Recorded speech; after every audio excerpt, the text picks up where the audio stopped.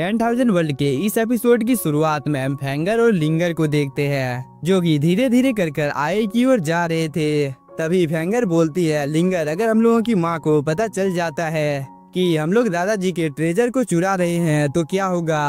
इस पर लिंगर यहाँ पर फेंगर को डांट देती है कि बाहर में मुझे पता है कि कितना ज्यादा खतरा मौजूद है। इस बात को सुनकर फेंगर थोड़ी सी डर जाती है और वो लिंगर को बोलती है, सिस्टर बाहर में बहुत ही ज्यादा खतरा मौजूद है, इसीलिए हम लोगों को इसी जगह पर रुकना चाहिए, नहीं तो कुछ भी हो सकता है। इस पर लिंगर बोलती है कि मैं एम्परर डोंगजी की पोती हूँ, साथ ही फ्यूचर की मैं भाभी गॉडेस भी हूँ, इसीलिए मुझे इन सब छोटी चीजों से डर नहीं लगता है।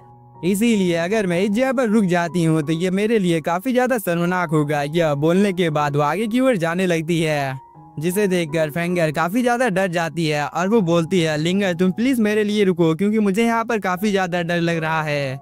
यह बोलने के बाद फेंगर भी लिंगर के पीछे में जाने लगती है। इसके बाद हम लोगों को कुछ देर बाद का टाइम दिखाया जाता है, जहाँ पर लिंगर और फेंगर एक सुनसान जगह पर आ गए थे और फेंगर बोलती है, लिंगर अगर तुम डोंगजी की फ्यूचर की गॉडेस बनने वाली हो तो फिर मैं क्या हूँ, क्या तुम इस चीज के बारे में मुझे बता सकती हो। इस बार लिंगर बोलती है, इस चीज के बारे में तुम्हें खुद ही फैसला करना होगा कि तुम फ्यूचर में क्या बनना चाहती हो। इस बार फेंगर अपने मन में कुछ देर तक सोचने के बाद बोलती है, लिंगर आज से मैं तुम्हें बेटियान फेरी कहूंगी। इस बार लिंगर बोलती है, ठीक है जब तक तुम्हें ये पसंद है तब तक तुम बोल सकती हो। तभी फेंगर बोलती है, शायद से ये दादाजी का वह ट्रेजर होना चाहिए जिसकी तलाश में हम लोग आए हैं। इस बात को सुनकर लिंगर अपने पास से इस चाबी को बाहर निकाल लेती है, जिसकी मदद से वो काफी आसानी के साथ इस गेट को ओपन कर देती है और यह जगह काफी ज्यादा बड़ी होती है, जिसे देखकर फेंगर काफी ज्यादा खुश हो जाती है। इसके बाद वो बिना कोई टाइम जाए किए लिंगर को लेकर ट्रेजर हॉल के और भी ज्यादा अंदर चली जाती है, जहाँ पर बहुत सारे ट्रेजर मौजूद होते हैं और यहाँ पर ज्यादातर ट्रेजर गॉड किंग रेलम के होते हैं, जिसे देखकर ये दोनों काफी ज्यादा शॉक हो जाते हैं। मगर तभी एक स्पिरिचुअल बॉल के अंदर से काफी ज्यादा टेरिफाइंग एनर्जी बाहर निकलती है, जिसे देखकर ये दोनों काफी ज्यादा खुश हो जाते हैं और लिंगर तो तुरंत अपने पास से इस चाबी को बाहर निकाल लेती है।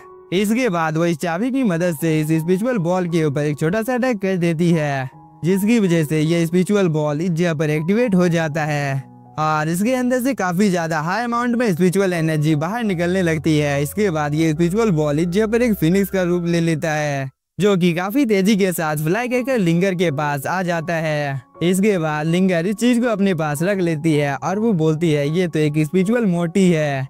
तभी फेंगर भी आगे की ओर आकर बोलती है, सिस्टर सच में आपकी किस्मत तो काफी ज्यादा अच्छी है। इस बार लिंगर बोलती है, चलो हम लोग पहले से ही इस जगह पर मौजूद हैं, इसीलिए हम लोगों को अब इस जगह पर कुछ करना चाहिए। यह बोलने के बाद ये दोनों इस ट्रेजर हॉल की तलाशी अच्छी तरीके से करने लगते हैं और इस जगह पर जितने भी ज्यादा रेयर ट्रेजर मौजूद थे उन सभी को ये दोनों अपने पास रख लेते हैं। साथ ही फेंगर बोलती है, ये तो दादाजी का कवच है, जो कि काफी ज्यादा अच्छा है, क्योंकि अगर कोई मेरे ऊपर अटैक करने की कोशिश करता है तो मुझे इस चीज की वजह से कोई भी नुकसान नहीं पहुंचेगा।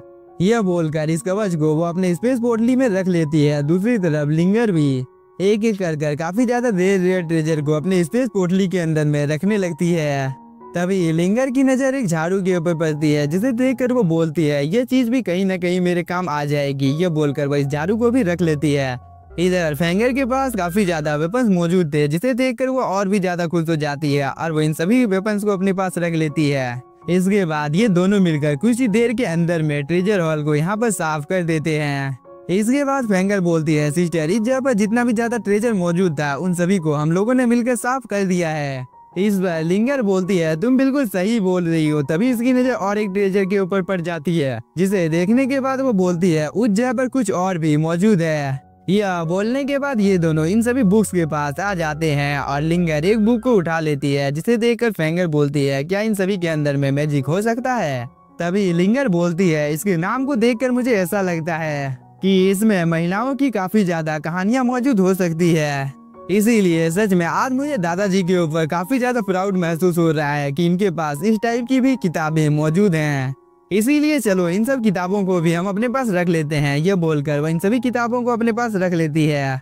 यह बोलने के बाद लिंगर फेंगर को लेकर इस ट्रेजर हॉल के और भी ज्यादा अंदर जाने लगती है, क्योंकि मैंगटियांग इन लोगों का पीछा कर रहा था, पर तब तक यहाँ पर काफी ज्यादा लेट हो जाता है। क्योंकि लिंगर ने टेलीपोर्टेशन अरे को ढूंढ लिया था और वो अपनी पावर की मदद से टेलीपोर्टेशन अरे को एक्टिवेट कर देती है। इसके बाद ये दोनों यहाँ से चले जाते हैं और इन सब चीजों को दूर से मैंगटियांग देख लेता है, जिसे यहाँ पर काफी ज्यादा बुरा लग रहा था क्योंकि वह यहाँ पर कुछ भी कर नहीं पाता है। इसके बाद इसे यहाँ पर काफी ज्यादा पेन होने लगता है, जिसकी वजह से वह जोर से चिल्लाता है। मगर ये सीन यहीं पर कट होता है और हम एम्परर जियाओ टियान को देखते हैं, जो कि इस जगह पर थोड़ा सा शॉक होता है और वो बोलता है, मुझे हर वक्त इस जगह पर मेरे दिल में दर्द क्यों हो रहा है, क्या कुछ हुआ है। मगर ये सीन यहीं पर कट होता है और हम दो कल्टीवेटर को देखते हैं, जो कि यहाँ पर अपने मार्शल आर्ट की प्रैक्टिस कर रहे थे। और इन दोनों ही कल्टीवेटर की पावर एक अलग ही लेवल पर थी, क्योंकि ये दोनों और किसी के नहीं, लिंग फैंग और मून क्लैन की प्रिंसेस के बच्चे हैं। तभी मून क्लैन की प्रिंसेस भी इन लोगों के पास आ जाती है और वो बोलती है 7 सालों का टाइम बीत चुका है, इसीलिए मुझे नहीं पता है कि लिंग फैंग ठीक है या नहीं।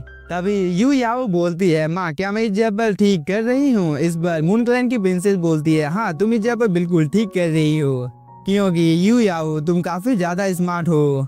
इधर हम लिंग फैंग के बेटे को देखते हैं, जो कि काफी ज्यादा पावरफुल होता है, क्योंकि वह एक नॉर्मल अटैक से स्पेस में क्रैक ओपन कर देता है, जिसे देखकर मून क्लैन की प्रिंसेस भी काफी ज्यादा खुश हो जाती है और वो बोलती है, तुम यहाँ पर बिल्कुल सही प्रैक्टिस कर रहे हो, क्योंकि अपने नॉर्मल अटैक से स्पेस पोर्टल को ओपन करना कोई भी नॉर्मल बात नहीं है। इस बार ये कल्टीवेटर बोलता है, माँ मैं बहुत ही जल्द अब गॉड रेलम को भी ब्रेक थ्रू करने वाला हूँ। इस बार मून क्लैन की प्रिंसेस बोलती है, अगर तुम्हें ब्रेक थ्रू करना है तो तुम्हें गॉड रेलम के स्पिरिट की सहायता की आवश्यकता पड़ सकती है। मगर हम लोगों की किस्मत काफी ज्यादा खराब है, क्योंकि हम लोगों के दुश्मन चारों तरफ फैले हुए हैं। यह बोलने के बाद वो यहाँ पर अपने बेटे के सिर को सहलाने लगती है, पर तभी मून क्लैन की प्रिंसेस को अंदाजा हो जाता है कि किसी ने इन लोगों के ऊपर हमला कर दिया है, क्योंकि यहाँ पर एक काफी बड़ा वॉरशिप आ जाता है, जिसके अंदर से पावरफुल कल्टीवेटर बाहर निकलकर इस जगह की जांच पड़ताल करने लगता है, जिसकी वजह से इसे पता चलता है कि एक गॉड रेलम का प्रोटेक्टिव बैरियर इस जगह को प्रोटेक्ट कर रहा है। मगर ये जगह तो एक काफी छोटा प्लेनेट है, इसीलिए मुझे उम्मीद नहीं थी कि इस जगह पर मुझे इतनी सारी चीजें देखने को मिल जाएगी। मगर मेरे पास स्पिरिट कार्ड है, इसीलिए मुझे इन सब चीजों से डरने की यहाँ पर कोई भी जरूरत नहीं है, इसीलिए बहुत ही जल्द मैं अब यहाँ पर अटैक करने वाला हूँ। या बोलने के बाद वो अपनी पावर को एक्टिवेट कर लेता है, जिसकी वजह से इसकी वॉरशिप एक्टिवेट हो जाती है और इसके अंदर से काफी ज्यादा टेरिफाइंग एनर्जी बाहर निकलने लगती है, क्योंकि इस कल्टीवेटर ने यहाँ पर अपनी स्पिरिचुअल बॉडी को समन कर लिया था। और वो बोलता है, तुम में से यहाँ पर कोई भी जिंदा नहीं बचेगा। इस बात को सुनकर मून क्लैन के जितने भी ज्यादा कल्टीवेटर यहाँ पर मौजूद थे, वो सभी काफी ज्यादा घबरा जाते हैं, क्योंकि ये कल्टीवेटर काफी ज्यादा पावरफुल होता है, इसीलिए ये सभी अपनी जान को बचाकर यहाँ से भागने लगते हैं। तभी यहाँ पर मून क्लैन की प्रिंसेस, इसके दादाजी और इसका बेटा आ जाता है और मून क्लैन की प्रिंसेस अपने दादाजी को बोलती है, दादाजी आपने अभी अभी गॉड लोग को ब्रेक थ्रू किया है। यह बोलने के बाद मून क्लैन की प्रिंसेस इन सभी कल्टीवेटर्स के पास आ जाती है और वो बोलती है, तुम लोगों के लिए अच्छा यही होगा कि तुम लोग इस जगह से चले जाओ, वरना तुम लोगों को मरने से कोई भी नहीं बचा सकता है। इस बात को सुनकर इस कल्टीवेटर का एक साथी काफी ज्यादा डर जाता है और वो बोलता है, मास्टर ये लड़की तो एकदम निडर है, इसीलिए मुझे यहाँ पर डर लग रहा है। इस पर इस कल्टीवेटर को थोड़ा सा गुस्सा आ जाता है और वो बोलता है, तुम यहाँ पर बकवास करना बंद करो, क्योंकि आखिरकार तुमको यहाँ पर डर किससे लग रहा है, इसीलिए तुम लोग मेरे पीछे आओ। यह बोलने के बाद वो अपनी स्पिरिचुअल बॉडी को एक्टिवेट कर देता है। इसके बाद वो बिना कोई टाइम जाए किए काफी ज्यादा पावरफुल अटैक मून क्लैन की प्रिंसेस के प्रोटेक्टिव बैरियर के ऊपर कर देता है। और इस चीज को देखकर मून क्लैन के जितने भी ज्यादा कल्टीवेटर होते हैं वो सभी इस ग्राउंड में इकट्ठा हो जाते हैं। इसके बाद ये सभी अपनी पावर की मदद से इस प्रोटेक्टिव बैरियर को और भी ज्यादा पावरफुल बना देते हैं, जिसकी वजह से यह स्पिरिचुअल बॉडी थोड़ा सा दूर चला जाता है, जिसकी वजह से इस कल्टीवेटर को काफी ज्यादा गुस्सा आ जाता है और वो अपनी पावर को यहाँ पर और भी ज्यादा बढ़ाने लगता है। साथ ही वो बोलता है, ये सभी तो बेवकूफों का एक समूह है, इसीलिए मुझे इन सभी को मारने से पहले सोचना नहीं चाहिए। या बोलने के बाद वो एक फॉर्मेशन को समन कर लेता है, जिसके अंदर से एक डिवाइन क्यूब बाहर निकल कर आ जाता है, जिससे ये कल्टीवेटर सीधे इस प्रोटेक्टिव बैरियर के ऊपर हमला कर देता है। और ये डिवाइन क्यूब काफी ज्यादा पावरफुल होता है, जिसकी वजह से प्रोटेक्टिव बैरियर में क्रैक पड़ना शुरू हो जाता है। और इस चीज को देखकर मून क्लैन की प्रिंसेस और इसका बेटा थोड़ा सा शॉक हो जाता है, साथ ही से यहाँ पर काफी ज्यादा गुस्सा भी आ गया था। पर तभी यहाँ पर मून क्लैन की प्रिंसेस ने अपनी स्पिरिचुअल बॉडी को समन कर लिया था।